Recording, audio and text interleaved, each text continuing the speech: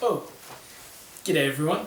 So the 4th generation Honda Prelude typically came with 6 speakers, but did you know fully spec'd out models came with 9 speakers? Yeah, let me show you. There's an optional rear woofer, as well as a 8th and 9th center speaker. And guess who got their hands on one? That's right, I managed to get one of these bad boys.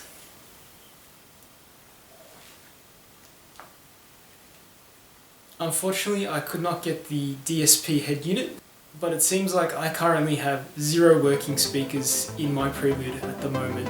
So before we install this, let's fix my speakers. Let's remove the head unit. There's 4 bolts there, one hidden underneath the chair.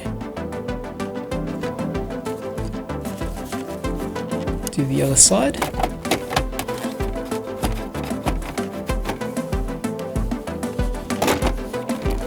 And 2 more bolts up there.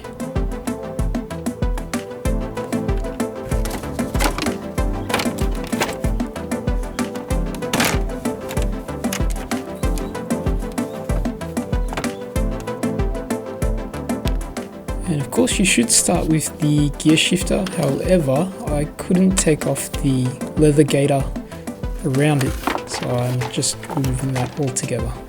I do later learn that it was just a cable tie that was holding the shifter on. 4 more bolts there. And the radio trim should come right out. Don't forget to disconnect the cigarette lighter wiring.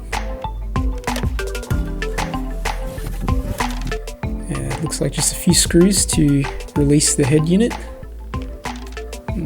Got some aftermarket wiring here, just going to disconnect that. And there's also this ground cable and the antenna to remove.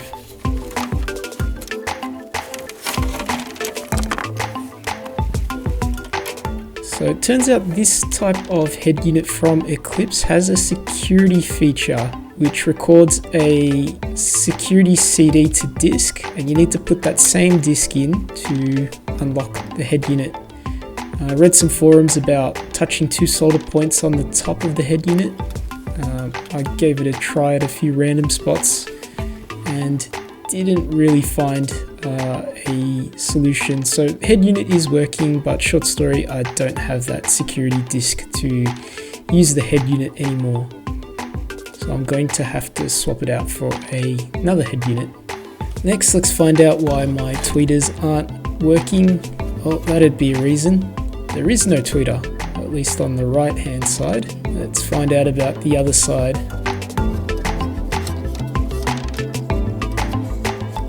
Oh yeah, interesting that I have 1 tweeter. It's always a bad sign when you see wiring hanging around like that. I'm just going to disconnect the tweeter to get a better look at what's going on around here.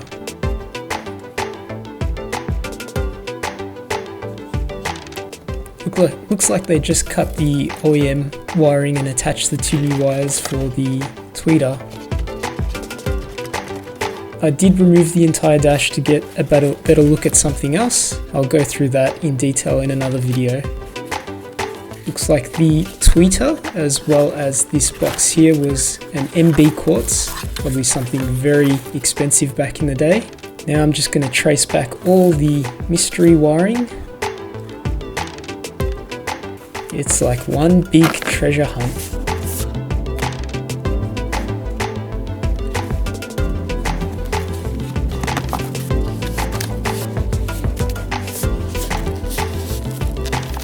What's at the other end?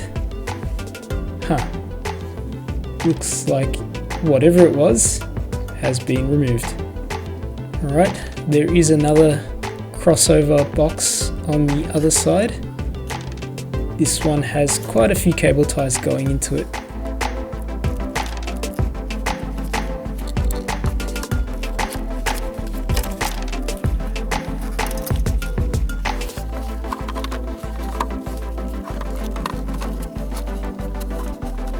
Props to whoever did the semi-proper install.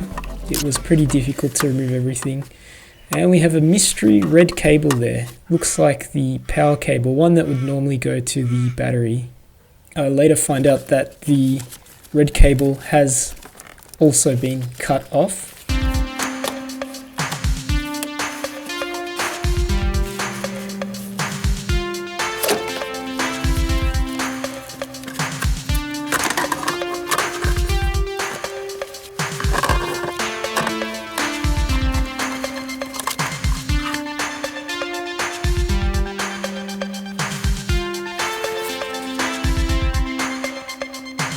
Now let's work our way to the rear of the car. We'll see why the rear speakers aren't working.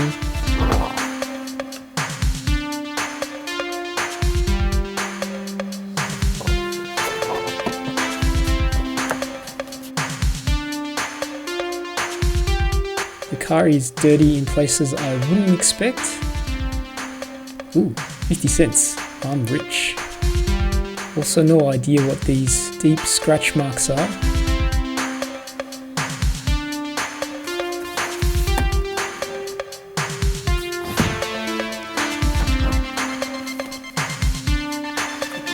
Looks like someone has been at the fuel pump recently. Could be a good or bad sign.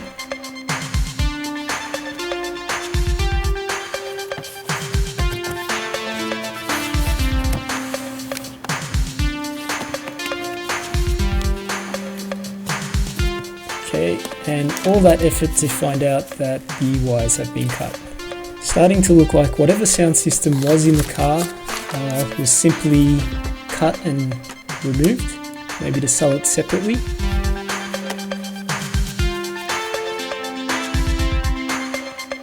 Now let's trace the other side.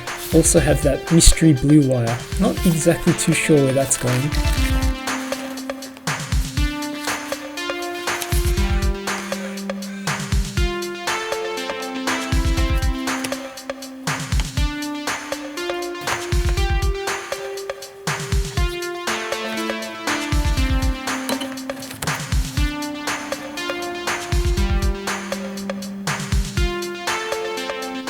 And turns out the red power cable is indeed being cut from both ends.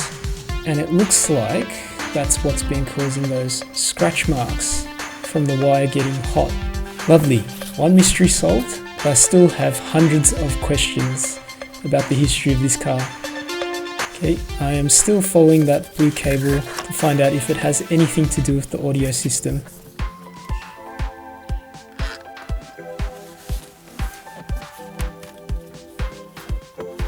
My search has led me to the boot, except it's pretty full. So let's quickly clean that up.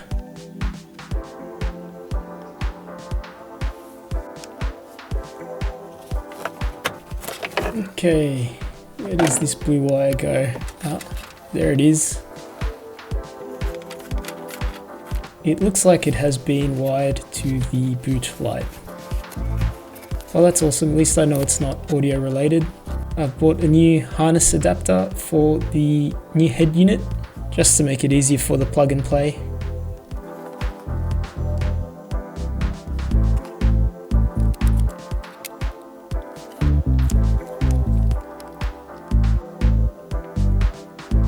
When I installed my CarPlay head unit in the Integra, I kept this one around.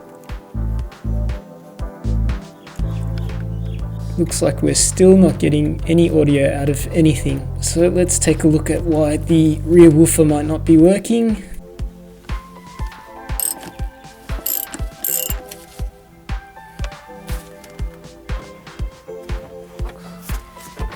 And lo and behold, it's not connected to anything.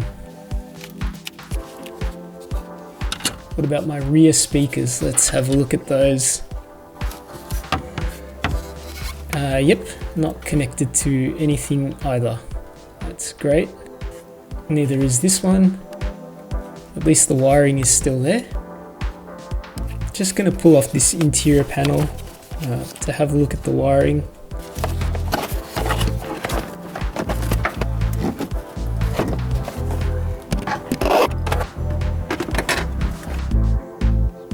Looks like everything is intact. According to the manual, there should be additional plugs here for the rear woofer. However, it doesn't look like this car has been wired for them. Lastly, I'm going to check the door speakers.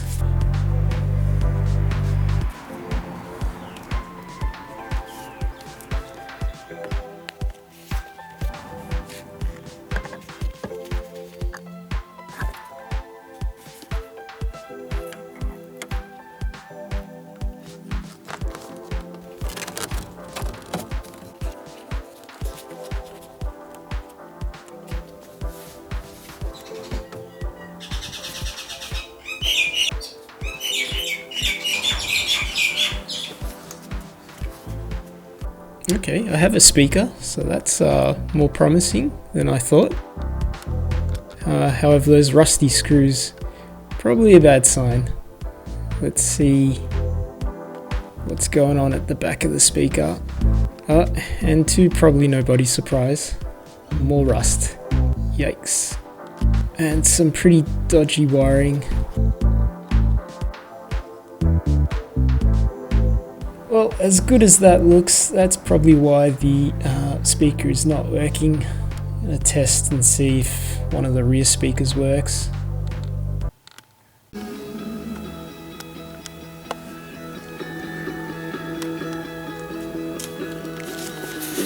Alright, I've ordered some new speakers to fix up my sound system. In the meantime, I'm going to connect up all the wiring for the rear woofer. I also could not find my wire cutter, so I'm just using a box cutter to strip the wiring.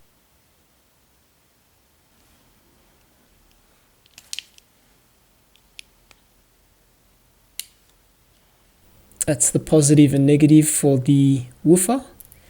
That attaches to the amplifier wiring.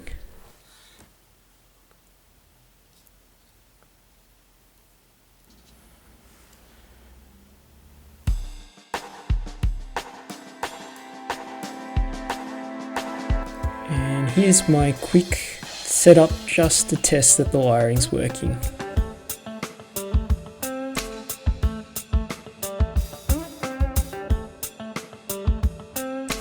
Sounds pretty good, sounds very bassy. And here's the new speakers that I've ordered off Amazon, mostly because it was very cheap.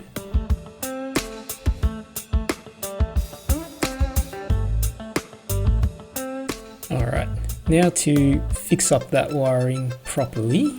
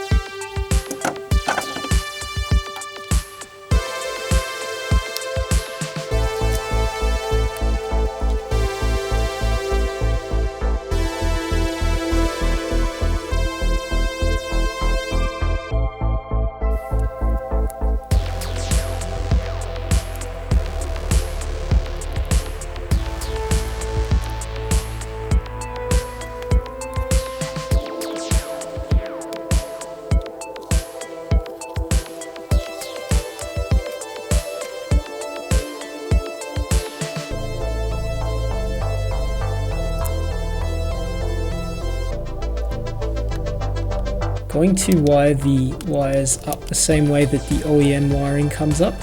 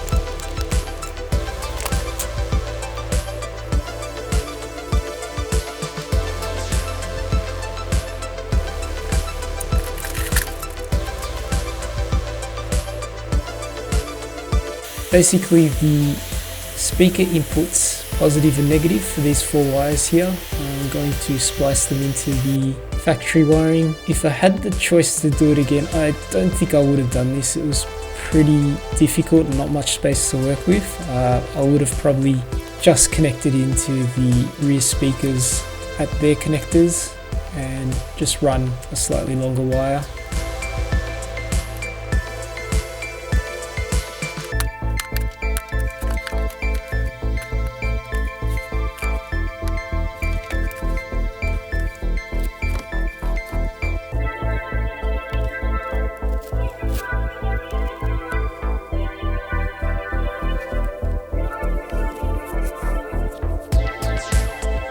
I found a pretty good spot for the ground wire.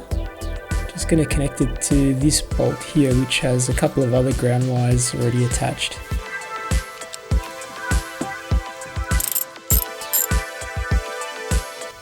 Alright, just going to put a ring terminal onto the ground wire and put the bolt back.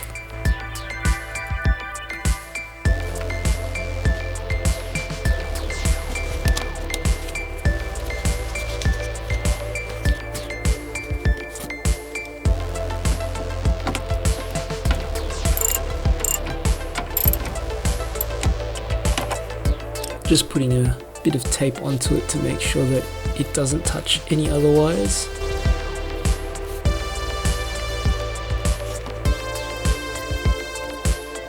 I'm going to continue running the power cables to the front of the car and attach them to the head unit. Just following the stock wiring harness.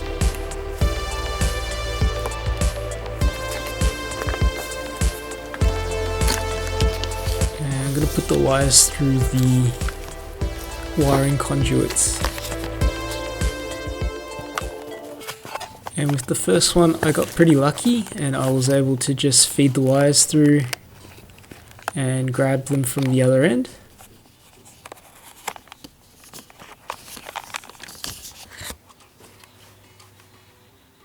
However, for the second one I had to use the good old coat hanger.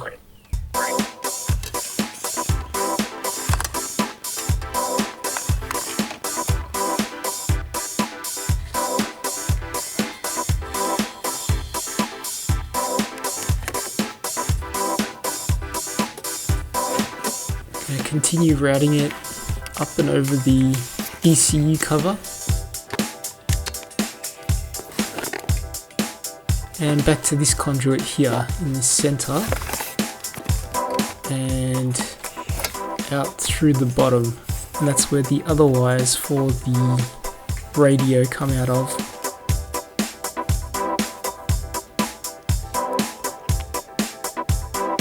Blue cable with white stripe for the accessory power.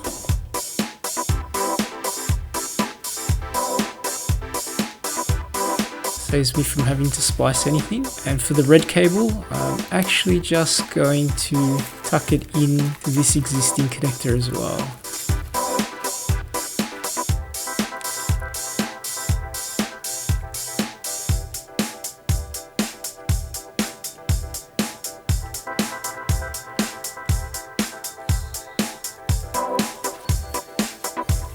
Going to crimp it down so it stays put.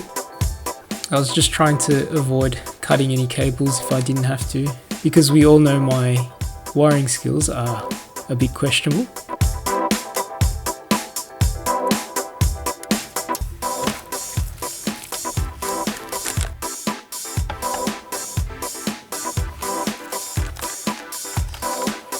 Right, now for the test, I have forgotten to plug it in. Here we go. Nice. You probably can't hear it in the video, but that is actually putting out quite a bit of bass. Now notice the speaker is a little bit torn.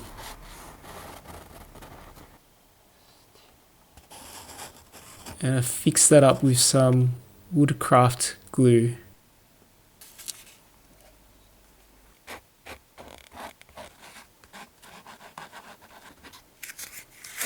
Luckily none of it is missing, so this glue should just hold back the torn piece together.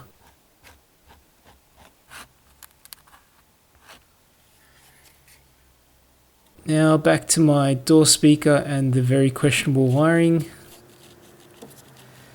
As you can see there is a bit of exposed wiring.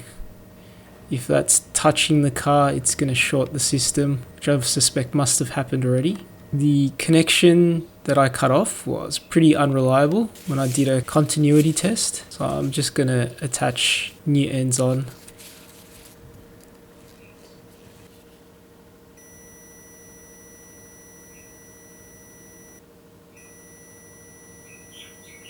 And turns out, even as rusty as that speaker was, it still works. So that is confirming the system must have been shorting out somewhere. Wires were probably touching each other or touching part of the car, grounding things. So it looks like I found how this blue wire was attached. I'm just going to remove that knot because it's really bothering me. Alright, now to install the new speaker that I got off Amazon. Just going to put a bit of foam around it, not doing anything fancy, just pretty much using the same setup that was already there.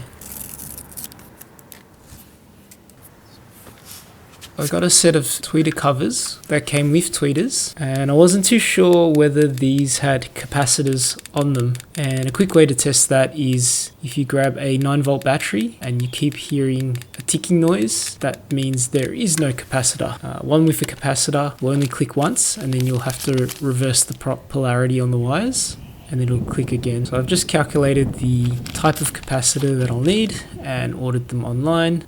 The specs of your tweeters will determine what kind of capacitor you'll need. This is to filter out certain frequencies that shouldn't be played through your tweeters since they only play high frequencies. To work out the capacitor you need, you first need your tweeter resistance or impedance in ohms and frequency cutoff. Then, using this formula, substitute R for ohms and F for frequency. For my setup, that comes out to 7.65 microfarads, but I've used a 7.5 microfarad capacitor.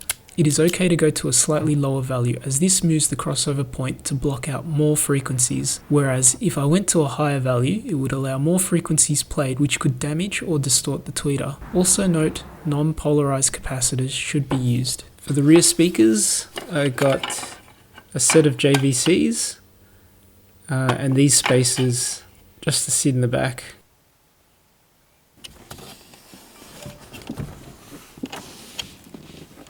And they fit pretty nicely, but they're not secured. And now for the other front speaker. The only difference in removing the door was those two harness connectors there, and of course don't forget the courtesy light connector. And for the older models, the window switch is in the door, so this connector as well. Alright, let's find out why this speaker wasn't working.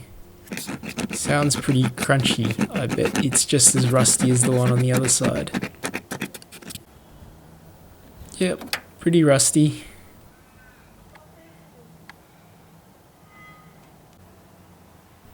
Yeah, I couldn't even take out the screw. It just cross-threaded. So I'm just going to have to cut off the wires.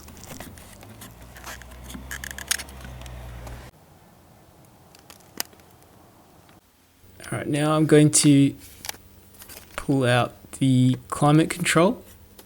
Just one screw there. Pull out the two harnesses. And there are two more screws, and then the unit should just pull out like that.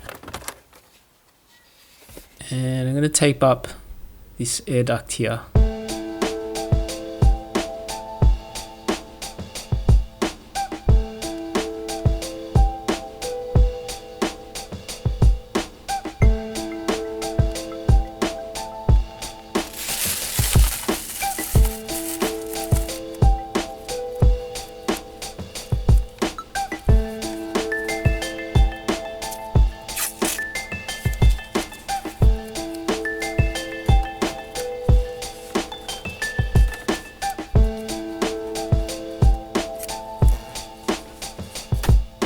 time to get out the rotary tool and start drilling the dash.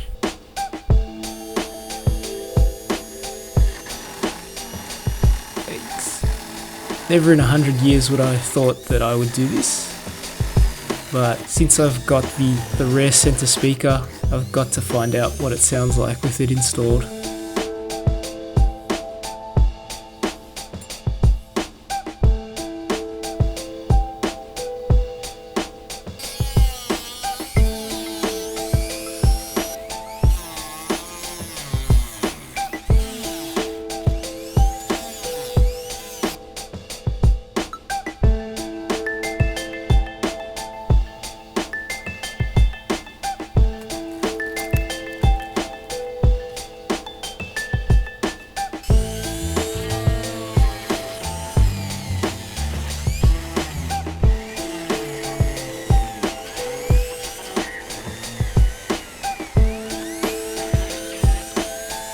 Time for the first test fitment. Yep, not even close.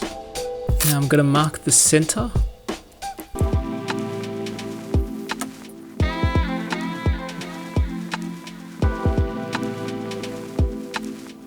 And slowly start drilling out a bigger square till the speakers fit.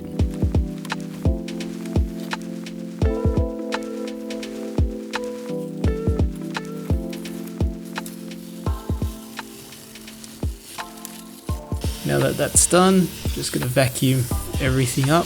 It made quite a bit of a mess. And now I'm just checking the wiring in the booklet. This one's for the DSP. Okay, that is the left front speakers, left and right front speakers. And that's the center speaker there. So it looks like all these speakers are connected in parallel, which is good. It means I can tap into any part of the wire, and these speakers should work as intended.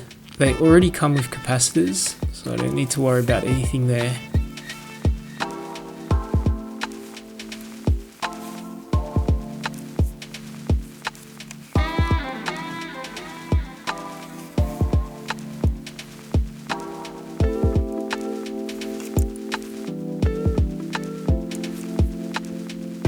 Cutting into the wiring harness adapters, just exposing the wires.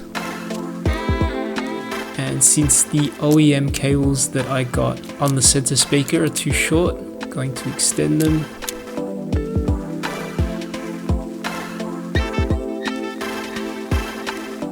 This is the end result. All I need to do is just tape that up. And on the other end, connect the connectors.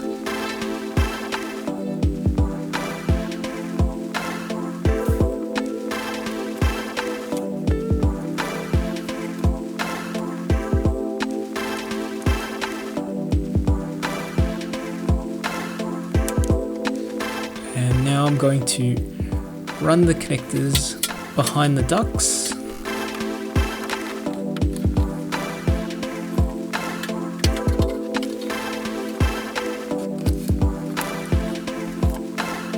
Connect them to the speaker. And look at that, a pretty good fit. Looks pretty centered as well. I was kind of worried that it wasn't going to look centered.